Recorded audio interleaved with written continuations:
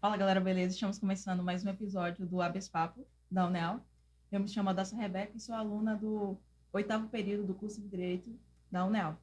Hoje nós estamos aqui para fazer uma entrevista muito especial com uma convidada que vocês já vão conhecer. E só para dar um spoilerzinho, o nosso tema de hoje vai girar em torno do direito de família e pitadas de direito previdenciário. Boa tarde. Eu sou Edson, sou aluno do oitavo período do curso de Direito da Universidade Estadual de Alagoas. E eu queria pedir para a nossa convidada se apresentar. Eu me chamo Mirelle, sou bacharel em Direito, pós-graduada em Direito Público, advogada pela OAB Alagoas e atuante na área de família e na área previdenciária também. Eu sou filha de mãe solo, estudei a minha vida inteira na escola pública, venho de uma realidade muito difícil, que é uma realidade muito comum no Brasil, que é da maternidade solo. Então, os meus pais, eles se divorciaram quando eu ainda era muito pequena e a minha mãe me criou sozinha, trazendo sempre como um dos princípios a educação. Fazendo nascer em mim a ideia de que a educação, ela transforma vidas e que eu poderia ir aonde eu quisesse através do estudo. Então, me dediquei e sempre sonhei em ser advogada, porque na minha cabeça eu queria atuar na área de família, defender mulheres, defender crianças, porque a minha mãe ela sofreu muito nesse divórcio conturbado que ela passou. Então, desde muito pequena, eu quis advogar, só que era uma realidade muito difícil de uma pessoa que vem de uma família humilde, sem dinheiro, sem do interior, sem recurso nenhum, chegar ao curso de direito. Então, era algo fora da minha realidade. Mas eu sempre acreditei que uma hora daria certo. Iniciei o curso de Direito em 2016 através de FIES, numa universidade particular, através de FIES. Estudei, assim, eu digo que foi Deus que colocou a mão realmente, porque eu recebi críticas de pessoas muito próximas dizendo: o que é que você vai fazer no curso de Direito? Você não tem nem roupa para ir para a faculdade, você não tem dinheiro, Direito é um curso de ricos, como é que você vai chegar lá? Você não vai se portar, tem os livros, tem as coisas, e você não tem.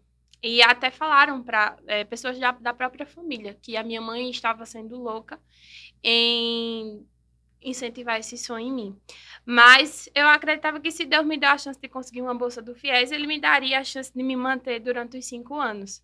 Então, logo no início, fiz amizade com pessoas que tinham a mesma situação do FIES, situações de família humilde, inclusive o esposo da Radassa, a gente se juntava ali no único propósito, estudar, dividia material, se esforçava para logo no início a gente conseguir pelo menos um estágio remunerado.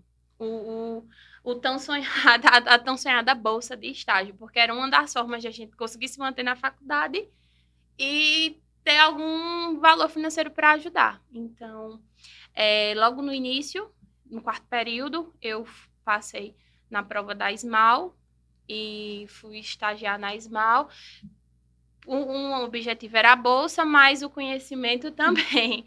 Aprendi muito lá, fui estagiária do cartório. E depois, continuei estudando e passei no Ministério Público, assim como o Lucas, que é a esposa da Radassa também. Quando terminou, fui estudando, estagiando no Ministério Público, foi onde eu passei mais tempo.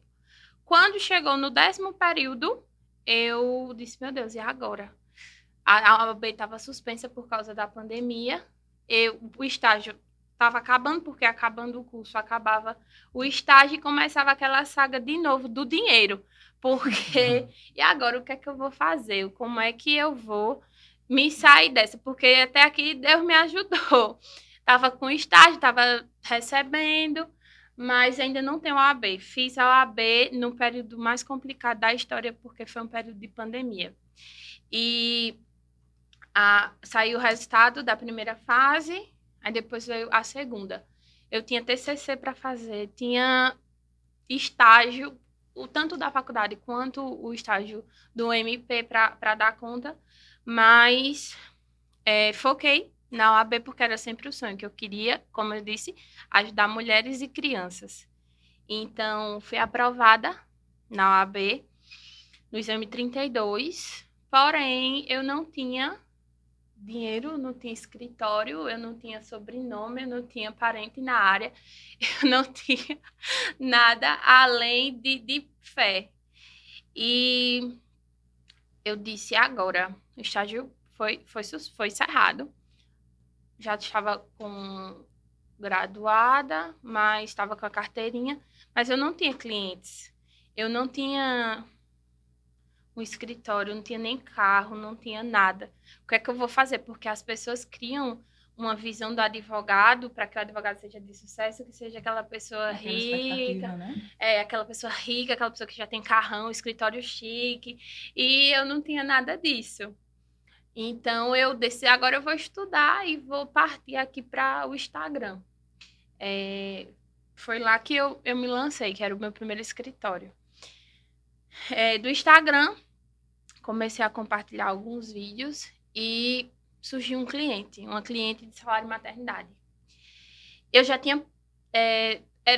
eu não tinha experiência com nada, mas eu sabia de algumas coisas, alguns conceitos. Mas como eu estagiei sempre em órgão público, na advocacia eu não tinha base. Então, peguei esse caso de salário maternidade e coloquei um escritório na sala da minha casa. Quando deu certo, eu comprei uma mesa, uma cadeira e coloquei uma fachada na frente da minha casa, fiz meu escritório lá. Então, Mirelle, só para você continuar falando, então quer dizer que a experiência de estágio contribuiu ou não contribuiu? Como é que isso funcionou para a sua carreira? Depois a gente vai voltar um pouquinho para você falar um pouco mais sobre a sua vida pessoal, mas pelo que eu entendi, teve aquela dificuldade inicial que todo mundo fala, né? Que a gente tem aquela super expectativa que vai sair da faculdade, né? Até em uma certa inocência. Vai sair da faculdade e as portas vão se abrir, vai começar a cair cliente do céu e você vai ficar no seu escritório e só vai precisar fazer o quê? Vai peticionar, vai esperar a boa vontade do gabinete para sair um despacho, decisões até chegar à sentença. Só que, na verdade, não é assim, né?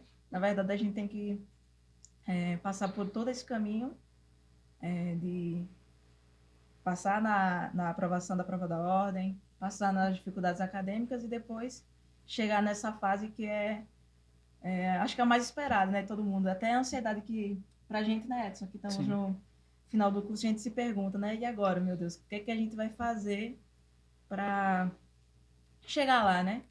Tipo, agora chegou aquela fase, nossa, vamos nos preocupar agora com a prova da ordem, vamos nos preocupar com o concurso público, ou ir atrás dos nossos clientes, né? Uhum. Então, pela sua fala que você falou até agora, a gente chegou no momento que você começou no Instagram, né? Isso, fazendo vídeos e tudo mais, e chegou nessa primeira cliente. Mas eu queria que você listasse pra gente as maiores dificuldades que você teve. Voltando à pergunta do início do estágio.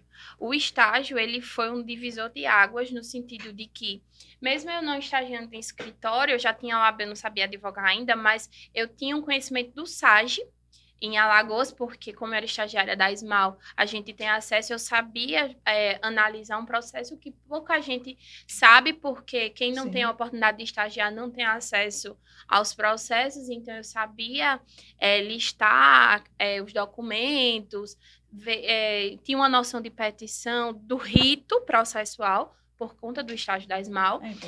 Como eu fiquei no atendimento ao público na época, eu tinha uma noção de atender, de conversar, de ter termos como, por exemplo, concluso. A gente chegar para uma pessoa normal e dizer o seu processo está concluso com o juiz, ele não vai entender nada. Sim. Então, eu já transformamos, o seu processo está na mesa do juiz para ele analisar. Então, chegar para a pessoa e dizer, vou fazer um despacho com o juiz, aí vai pensar outra coisa. Aí você diz, vou conversar com o juiz para tentar adiantar. Então, essa parte de relacionamento e de análise processual, eu aprendi na Esmal.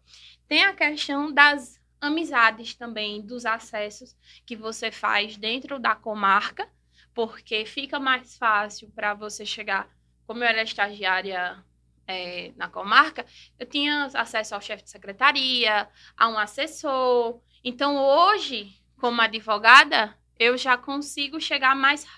Não que eles me facilitem a minha vida, ninguém facilita a vida do advogado, mas a gente já consegue ter uma amizade em muitos lugares.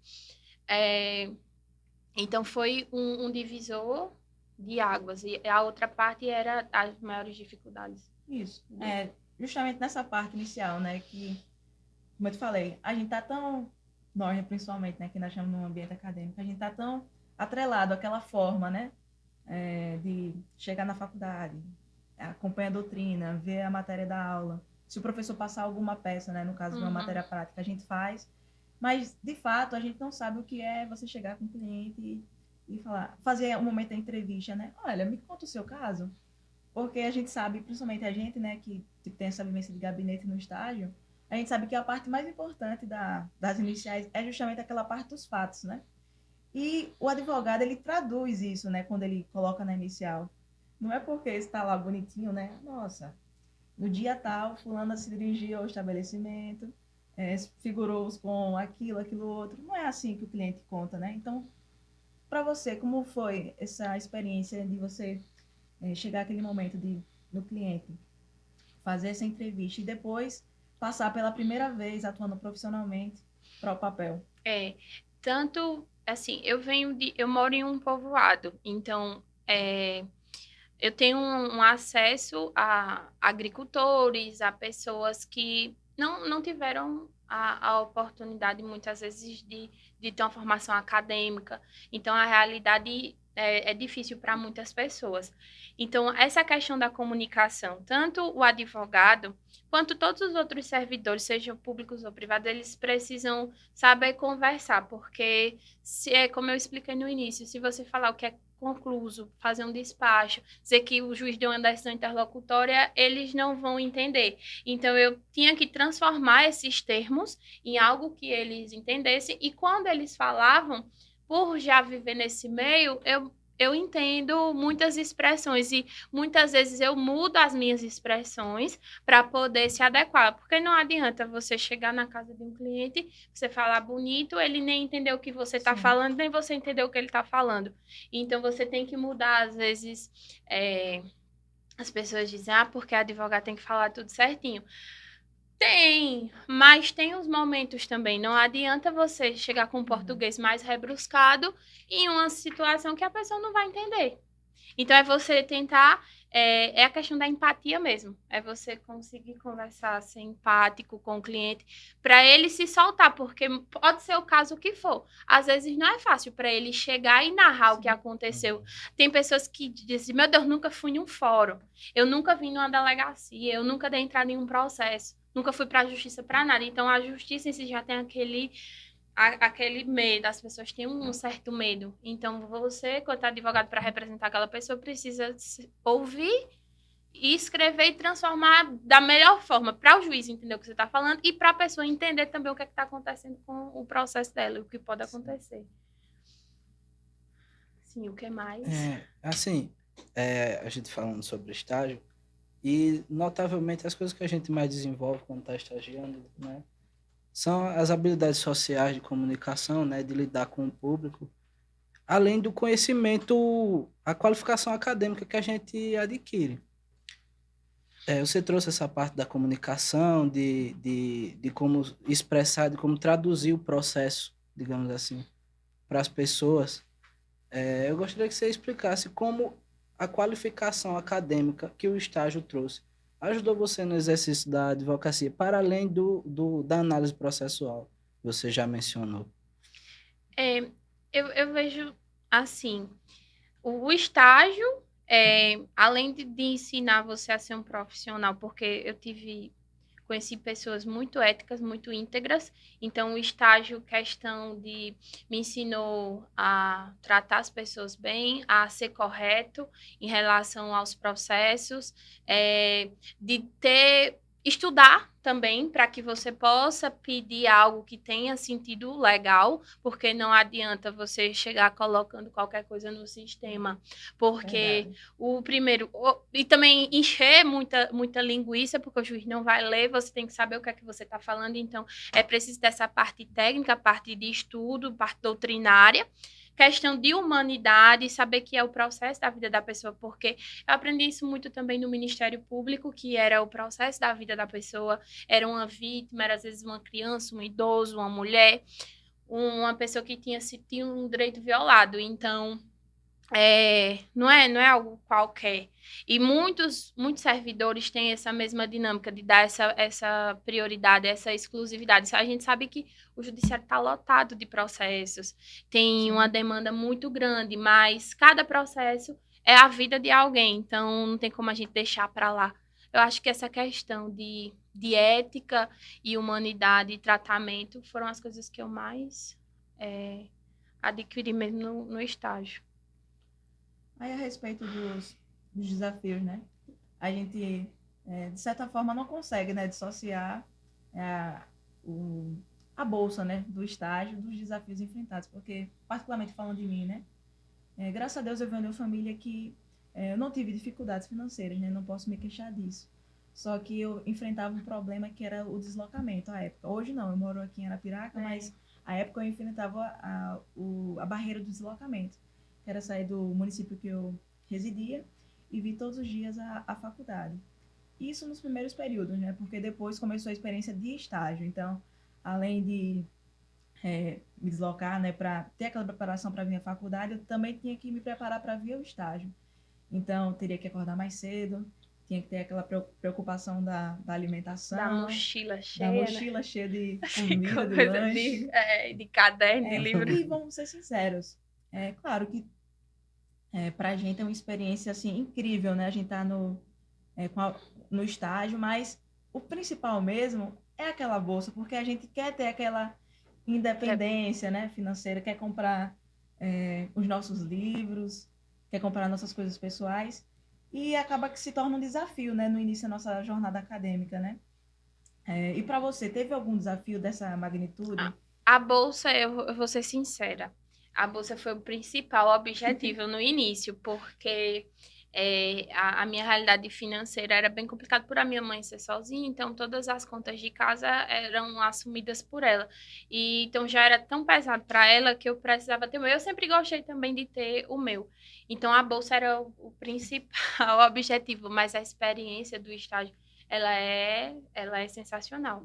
Mas a vida do estagiário é isso, é você pegar, ter aquela bolsa, mas você aprender, trabalhar, prestar o serviço público e à noite ou à tarde, no caso de vocês, já ir para a faculdade. Essa a minha rotina também foi essa. E por eu morar em outro município, o meu era à noite. Eu estagiava de manhã, à tarde estava em casa e à noite eu pegava o ônibus para vir e voltar todas as noites. Assim, avançando um pouquinho mais assim, você falou que sempre quis advogar, né, defender mulheres, defender crianças,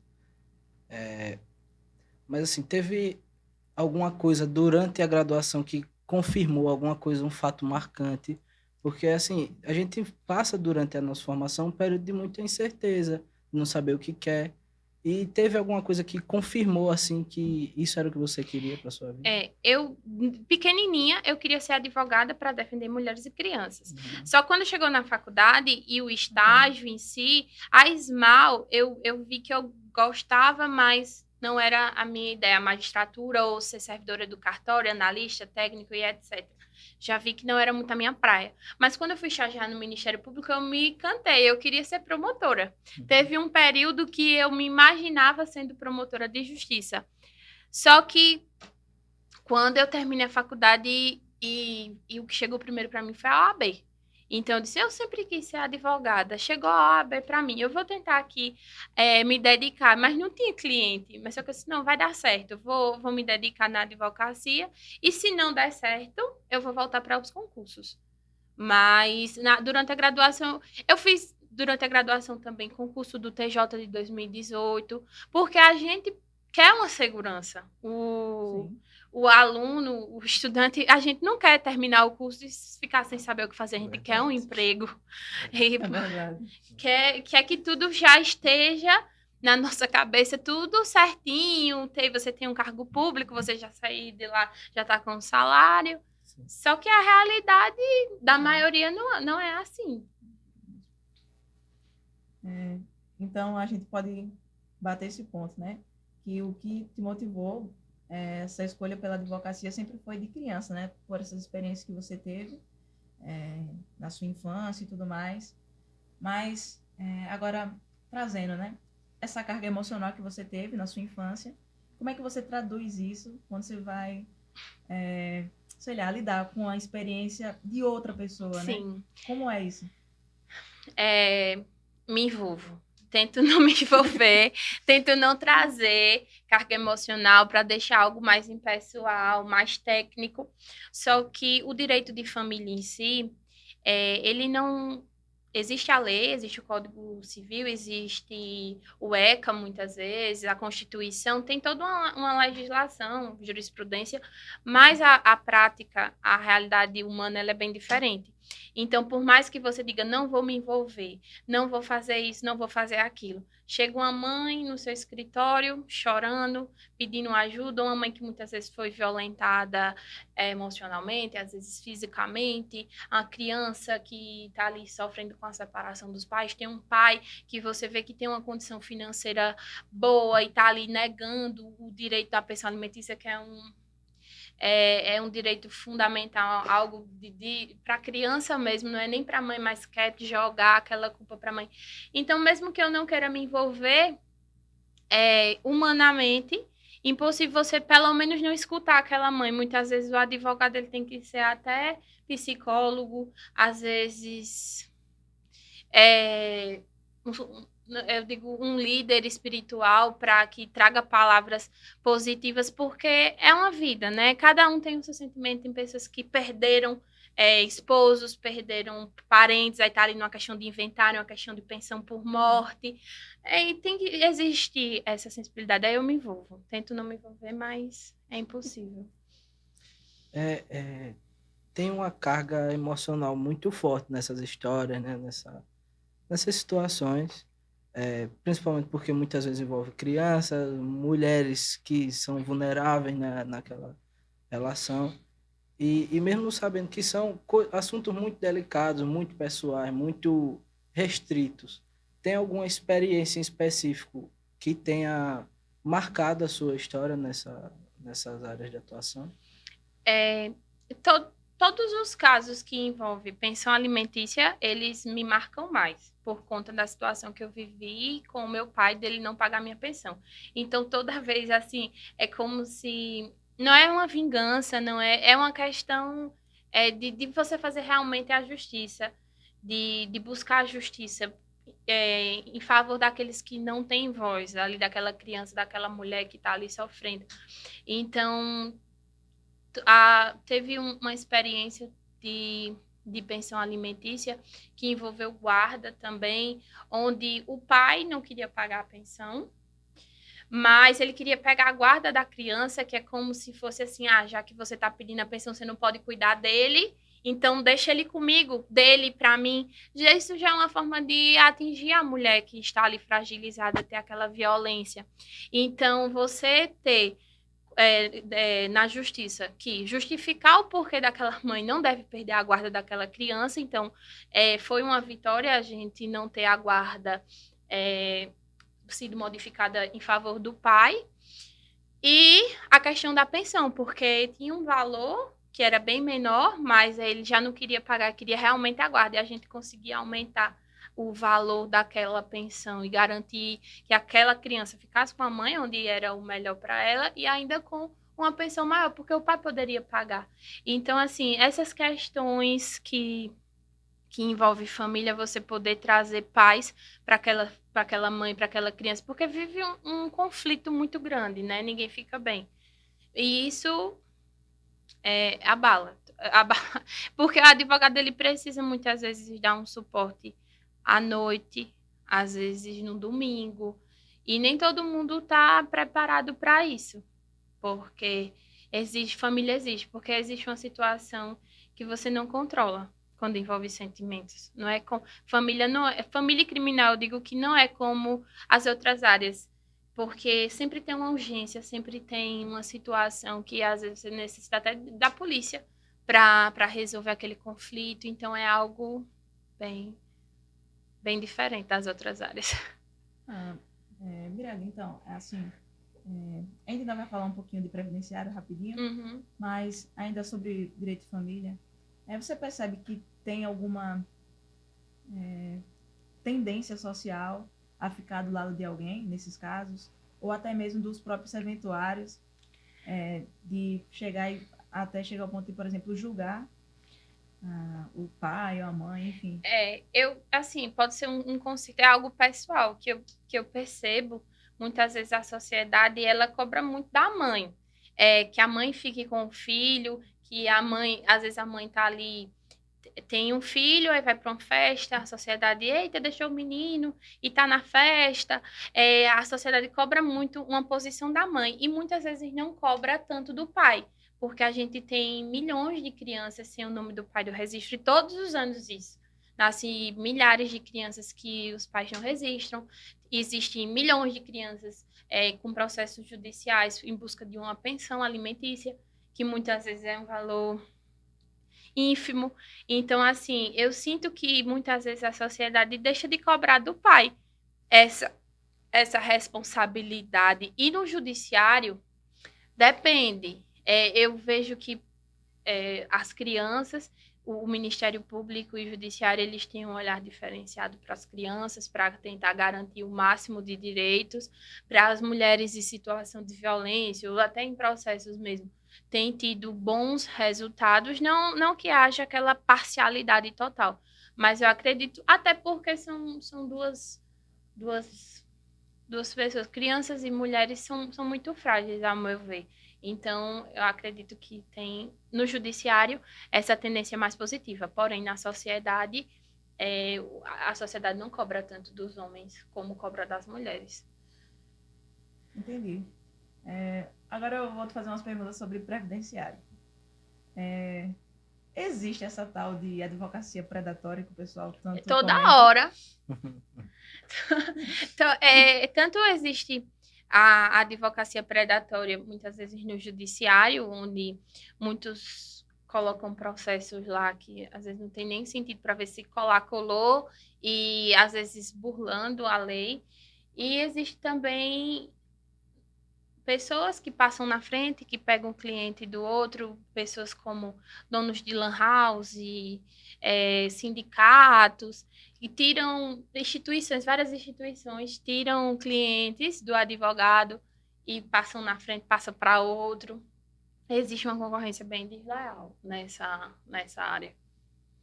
E como lidar, né, com isso, né? Quais são, assim, os desafios? Porque a gente tá aqui perguntando até porque no futuro seremos nós, né, que estaremos lidando com essas questões. E como se posicionar diante dessa competitividade, né? É muito complicado, porque é muita gente querendo pegar os seus clientes. E, assim, existem pessoas, porque a OAB veda essa captação de clientes de forma irregular, mas às vezes é até impossível de controlar, porque as pessoas têm algumas. Existe uma visão errada do advogado, ou que o advogado vai cobrar caro demais, ou que o advogado é ladrão, é bandido. Então, tem gente que prefere ir para o dono da lan house, que vai cobrar mais barato, só que aquela pessoa ali, ela não é um profissional hábil, e muitas vezes você corre o risco de perder até a chance de ter um benefício por causa da forma que ele foi feito.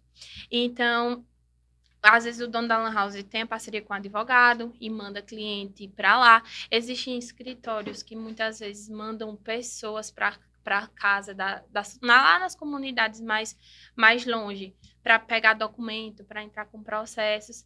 Então, a forma que a gente que trabalha de forma correta fazer é rezar e pedir a Deus que entre o cliente bom, porque quando o cliente ele é honesto com você, quando você conquista o cliente, pode chegar quem for. pedindo documento, porque muitas vezes você tá com um processo, aí pessoa chega lá e diz, eita, tu já tá com um processo, tira daquele advogado lá para colocar no meu, que o meu é melhor. Ou tem um advogado que resolve em 15 dias, em um mês. Então, você precisa fidelizar o seu cliente. Passar sempre o relatório dos processos, ser transparente, andar com a verdade, porque quando o cliente ele é seu, outra pessoa não toma. Mas aí existe também os meios legais, que é fazer denúncias na OAB, né? Até na polícia mesmo já aconteceu, Ministério Público, para fiscalizar. Mas a própria OAB ela tem um sistema de fiscalização e de atuação nessas áreas, porque a prerrogativa do advogado ela é bem atingida quando outra pessoa passa na frente. Entendi. Mas é sério, a gente até escuta na faculdade um termo, o Edson vai lembrar, mar azul Sim. e o mar vermelho. Já escutou essas expressões? Pronto, a gente conheceu essas expressões na faculdade, numa disciplina de empreendedorismo jurídico, que a gente pagou essa disciplina letiva na faculdade. Aí o mar vermelho era justamente ramos como, por exemplo, o direito previdenciário, né? Que o pessoal fala que está super saturado e tudo mais, que não tem, que está muito nichado, né? O pessoal já sabe quais escritórios grandes, né? Procurar e tudo mais. Só que é sempre bom a gente conhecer pessoas que vêm e furam, né, essa bolha, né? Mas existe muito isso. Inclusive, quando você decide ser advogado, o povo diz, mulher, tu vai ser advogado. Tá saturado demais, tem advogado demais. Só que é aquela questão. Existem muitos advogados, mas nem todos os advogados são bons, nem todos os advogados eles andam corretamente. Então, você realmente furar a bolha. É você ser a resistência ali naquele mundo de cão, como posso dizer, e você fazer o seu. Eu mesmo não me importo com o trabalho de ninguém, se quem quiser cobrar. Só que existe isso, muitas vezes você cobra X, é o valor que a tabela da OAB manda, aí vem outro próprio advogado e cobra Y, bem inferior. Existe muito essa concorrência desleal, mas o direito previdenciário, assim como as outras áreas, não está saturado. Sempre vai existir clientes e os advogados bons vão se destacar, os que não forem tão bons, assim como todas as áreas. A manicure, a cabeleireira, o médico, o que for bom vai ter emprego, mas não quer dizer que vai ser fácil. Não vai chover dinheiro do dia para o outro, mas vai ter cliente. O mar vermelho é bem pesado, mas ele dá retorno. E hoje, na nossa realidade aqui, ao meu ver, eu atuo na área da justiça comum, na área civil, tenho alguns processos e família, na justiça estadual, e atuo na justiça federal. Então, eu vejo que a justiça federal ela é um pouco mais rápida, devido à quantidade de processos, e o retorno financeiro da Justiça Federal talvez ele venha mais rápido do que as outras áreas, pela questão da demanda mesmo. Pelo menos aqui em Arapiraca. Existem várias áreas do estado que eu ainda não tenho conhecimento, até fora do estado, mas aqui, na nossa região, Arapiraca, não tem demorado tanto para você ter um retorno. Eu acredito que, como você mesmo bem disse, né, o volume do processo, né? A gente tem essa noção, porque quando a gente abre o site, né, vai filtrar, meu Deus do céu. Sai 10, entra 20 no dia. No dia. Assim, muito complicado mesmo. Eu imagino que para quem está do outro lado, né, que é justamente o cliente e o advogado, isso seja ainda, assim, pior, né? Porque do lado do cliente, né, você tem aquela pessoa que vê, né, deposita na justiça, que a pessoa ainda tem essa crença, né? Que vai depositar na justiça e que vai ter, vai ser, sei lá, vingado, vai ter o seu direito reconhecido, que muitas vezes não é assim, né? O que a gente vê quando acontece a jurisdição é justamente a aplicação do direito, né? E vence quem tem o melhor direito, né? E nem sempre é o que a gente percebe, né? Só que uma das experiências que eu e o Edson tivemos foi justamente nosso professor comentar com a gente, olha, fujam do judiciário. O que der para vocês resolverem extrajudicialmente, de modo administrativo, é melhor. E, tipo, te acompanhando, eu vejo que você busca isso, né? Primeiro você tenta resolver no administrativo, faz todas aquelas diligências e somente depois de ter esgotado tudo que recorre ao judiciário. Então, antes de a gente ir para a nossa fase final, eu queria que você comentasse sobre essa importância, né, do modo administrativo, Sim. de tentar, né, resolver isso. Tanto na área de família, sempre os meus primeiros contatos é para fazer acordo, para que a gente não precise entrar com um processo, por exemplo, de divórcio litigioso, de alimentos, de reconhecimento de paternidade. Então, eu sempre procuro ter um contato com a outra parte ou com o advogado da outra parte antes de iniciar. Só que eu aprendi uma coisa, a gente já tem que ir com o processo judicial pronto, porque se aquele acordo ali não der certo, você vai para os outros mesmos, mas tento esgotar essa fase extrajudicial. Na questão do INSS, obrigatoriamente a gente precisa passar pelo processo administrativo primeiro, então a gente tenta de todas as formas fazer um bom processo administrativo e, se for negado, ir para a justiça. Porém, muitas vezes, em questão de família, que é o nosso foco maior, por envolver dinheiro e os sentimentos, é bem complicado você fazer um acordo. Porque as pessoas, é como se um quer se vingar do outro, às vezes existe uma traição, às vezes tem os desentendimentos. Então, na justiça, para a família, ao meu ver, é mais complicado, porque é muito demorado, mas acho que quando às vezes chega lá na frente do juiz, as decisões elas saem mais justas. Porque muitos não querem ceder não no acordo. Tem gente que esconde patrimônio, tem gente que faz cada absurdo, quer matar o advogado, porque é arriscado. Inclusive, eu tenho deixado um pouco a área de família mais complicado quando eu vejo que aquilo ali vai dar problema, porque é muito arriscado. Eu já fui ameaçada, eu já fui praticamente agredida, só porque eu tinha uma pessoa ao meu lado na época que segurou a pessoa, senão ela vinha bater em mim. E eu fiquei com vários traumas em relação a isso por conta de dinheiro. Então, família é uma profissão arriscada para o advogado, porque todo mundo quer culpar o advogado. Se a pessoa está sendo bem representada, então é complicado. Assim,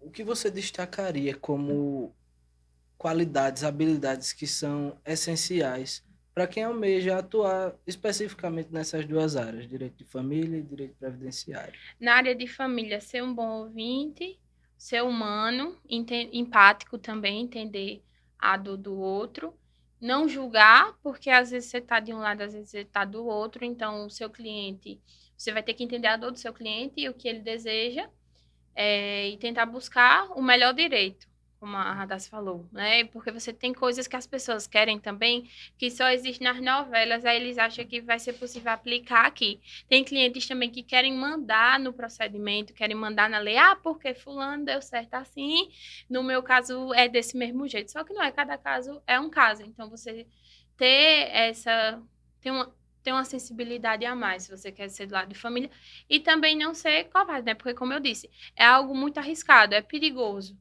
Criminal e área da família são dois nichos muito perigosos de você atuar, porque a gente nunca sabe o que espera lá do outro lado. E a parte previdenciária também, só que além disso, na parte previdenciária, por muitas vezes você lidar com benefícios de pessoas que são hipossuficientes, né? São pessoas com poucas condições financeiras, além de você ter todas essas outras questões, empatia e tudo mais, você tem que ter a acessibilidade de você conseguir falar com a pessoa, da pessoa conseguir entender, de você lutar pela dignidade mesmo da pessoa. Lutar, você ter vontade de trazer ali uma realidade diferente, porque um benefício para uma pessoa que vive ali com nada transforma a vida dela. Então, você tem que ter a coragem e a boa vontade de você entrar onde for preciso, de você lutar pelaquela pessoa, porque são realidades muito difíceis no nosso país. Existem pessoas que vivem na miséria. Então, você trazer um benefício assistencial, um benefício previdenciário para aquela pessoa vai mudar a realidade, para trazer comida para a mesa dela, para trazer um remédio. Então, você tem que ter, além do dinheiro que vai sair no final, se der certo, você tem que, antes disso, conseguir lutar e vencer todo mundo para garantir aquele direito. Acho que é mais ou menos isso. E uma mensagem para quem está começando o curso, para quem está finalizando também, né? Você poderia deixar para a gente? Para quem está começando, os 2 primeiros períodos sempre são os mais complicados. Muitas vezes a gente não vê nada de direito e você acha que, meu Deus, quando é que vai chegar a parte boa? Mas não desista nos primeiros 2 períodos, porque depois do terceiro vai começando a individualizar as disciplinas e você vai se apaixonando por algumas, né? A gente nunca vai gostar de tudo no direito, mas você vai ter mais acesso, então não desiste, estude para as provas de estágio, principalmente os públicos, que a bolsa é muito boa. Você tem a oportunidade de aprender e ainda se manter, ter uma certa independência durante o curso. E para quem já está finalizando, desejo sorte e força, né? Porque agora está na reta final, antecipe o TCC de vocês e estudem. Se vocês pensarem em um concurso público, estudem, comecem a estudar de agora. Se for a OAB também, porque quem está no 8º já, no 9º já pode fazer a prova da OAB. A OAB também é excelente. E mesmo que forem fazer concurso, faça a OAB também. É uma profissão linda.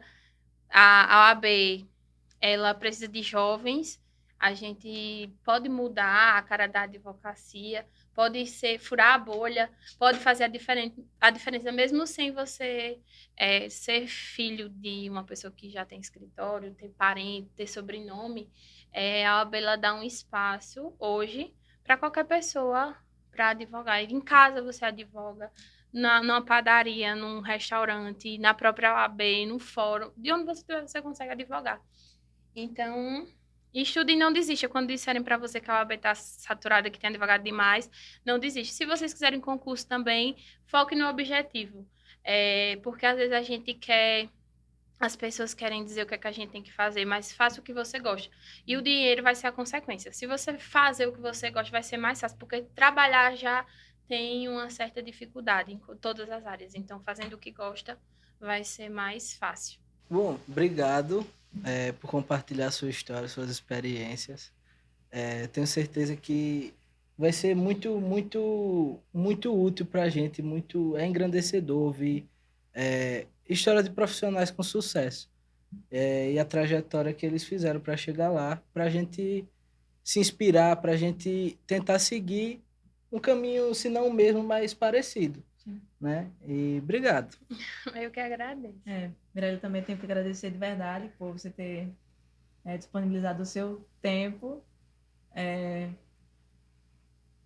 vindo para cá, ter se deslocado de outro município, quem sabe até deixar de atender outros clientes, mas eu espero que Deus te abençoe, que você seja muito feliz e que Ele faça prosperar você profissionalmente em todos os âmbitos do seu trabalho. E nós, enquanto estudantes, ficamos muito felizes por contar com você aqui. Essa troca de experiências, né, que é sempre muito enriquecedora para todos nós. Quero agradecer vocês, Edson, Radassa e a UNEAL, por esse momento. É muito gratificante, é uma honra para mim estar aqui, porque a advocacia ela tem os seus desafios, assim como todas as outras profissões, mas eu digo que, para mim, que vim de uma escola pública, que comecei do zero, hoje estar aqui fazendo um podcast com pessoas como vocês, que são excelentes alunos, que já estão vendo a educação transformar a vida de vocês, porque já vieram para uma universidade pública, já estão em um estágio público, porque passaram a questão de capacidade. Então, estar aqui ao lado de vocês, para mim, é enriquecedor. Tá aqui hoje é uma realização pessoal minha também. É muito gratificante saber que a minha história ela está sendo contada e vocês estão comigo nessa, e a UNEAL, né? Meu Deus do céu, o sonho era estar na UNEAL, não passei. Mas, em breve, todos da UNEAL, da faculdade pública, da particular, de onde for, todos através da educação, ter o mesmo caminho. E eu estou esperando vocês na UAB. E muito obrigado a todos vocês que nos acompanharam até aqui. Nos vemos no próximo episódio do Habeas Papo. Tchau, tchau.